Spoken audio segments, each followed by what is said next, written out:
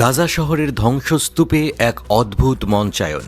Palestine স্কোয়ারে আজ এক ঐতিহাসিক দৃশ্য।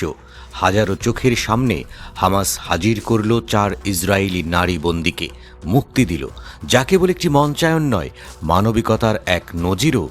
গায়ে সামরিক পোশাক, হাতে উপহার ব্যাগ, তাদের হাত নাড়ানো আর জনতার উল্লাস যেন জানিয়ে দিল যুদ্ধের মধ্যেও উদারতার গল্প লেখা যায়।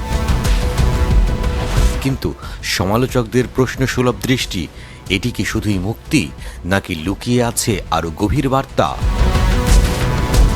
গাজার প্যালেস্টাইন স্কোয়ার যেন রূপ নিয়েছিল উৎসব মুখর মঞ্চে। সশস্ত্র হামাস ও ইসলামিক জিহাদের সদস্যরা ঘিরে রেখেছিল পুরো এলাকা। সকাল 9:30টায় 200-রও বেশি লড়াইকারীর নিরাপত্তায় শুরু হয় এই মঞ্চায়ন। মঞ্চের এক পাশে রেড ক্রস এবং হামাস সদস্য মুক্তি সনদে স্বাক্ষর করেন। মঞ্চের পেছনে দেখা যায় ধ্বংসস্তূপে দাঁড়িয়ে থাকা একটি ভবন আর বিশাল ফিলিস্তিনি পতাকা। মঞ্চে লেখা ছিল, জায়নিজম জয়ী হবে না। এই মঞ্চায়নের আয়োজন ছিল নিখুঁত, যাতে বোঝা যায় হামাস শুধু লড়াই করছে না, বরং তাদের নীতিতে মানবিকতাও অগ্রগণ্য।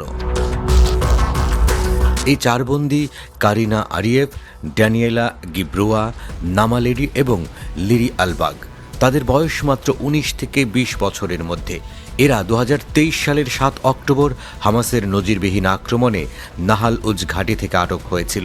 হামাসের সেই আক্রমণে 1200 জনেরও বেশি ইসরায়েলি নিহত হয়, যা ইসরায়েলের ইতিহাসের সবচেয়ে বড় আক্রমণ হিসেবে চিহ্নিত।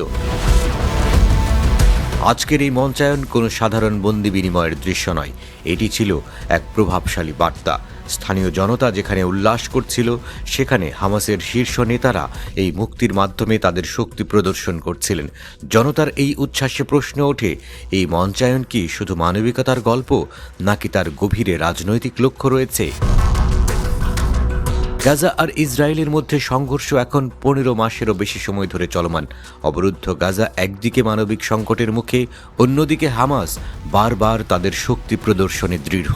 কিন্তু এই বন্দি বিনিময়ের পেছনে ইসরায়েল এবং হামাসের মধ্যে কী সমঝোতা হয়েছে তা এখনও পুরোপুরি স্পষ্ট নয়। ধ্বংসের মাঝে এমন মঞ্চায়ন শুধু যুদ্ধক্ষেত্র নয়, পুরো বিশ্বকেই দেখিয়ে দেয় গাজায় মানবিকতার গল্পগুলোও রাজনীতির রঙের রঙিন।